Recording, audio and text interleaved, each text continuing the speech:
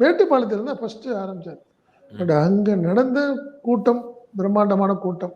அந்த கூட்டத்துக்கு அப்புறம் எங்கேயுமே கூட்டம் இல்லைங்கிறது தான் இன்னைக்கு அதிமுக ஆட்கள்லே சொல்றாங்க. ஈரோடு யாரு செங்கோட்டையன் அவர் கடுமையான போவே இல்லை. யாரு எடப்பாடி என்ன பண்ணாரு, இந்த வரிசையா வந்த பிரச்சாரத்துல வந்து பாத்தீங்கன்னா ஈரோடுக்கு போகவே இல்லை. அப்படியே திருப்பி திரும்பி போயிட்டாரு. நாமக்கல் ஆட்டோமேட்டிக்கா நீங்க எங்க போயிட்டாருன்னா வட மாவட்டங்களுக்கு போயிடுச்சு. விழுப்புரம் அந்த சைடு போயிட்டாரு அவர். ஈரோடு போகவே இல்லை. காரணம் என்னன்னா செங்கோட்டையனுக்கு அவருக்கான விரிசல் வந்து இன்னும் பேட்ச் ஒர்க் பண்ணலை. யாரும் ட்ரை பண்ணி பார்த்தாங்க. செங்கோட்டையன் போய் அவரை பார்க்கறது கூட விரும்பலை. இதுதான் உண்மையான ஒரு சூழ்நிலை. அது ஒன்று.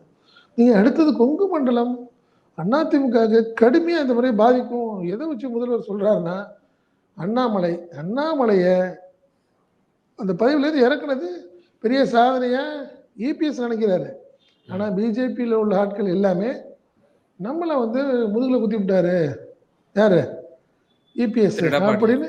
ஆமாம் ஆமாம், பிஜேபி ஆட்கள் எல்லாமே பெருசாக ரொம்ப ரொம்ப கோபத்தில் இருக்கிறாங்க. காரணம் என்னன்னா அவங்களுடைய நம்பிக்கை என்னன்னா அண்ணாமலை வந்தப்போ பிஜேபி நல்லா இருந்தது, இப்போ ரொம்ப வீக்காக. இது காரணம் வந்து இபிஎஸ் தான்.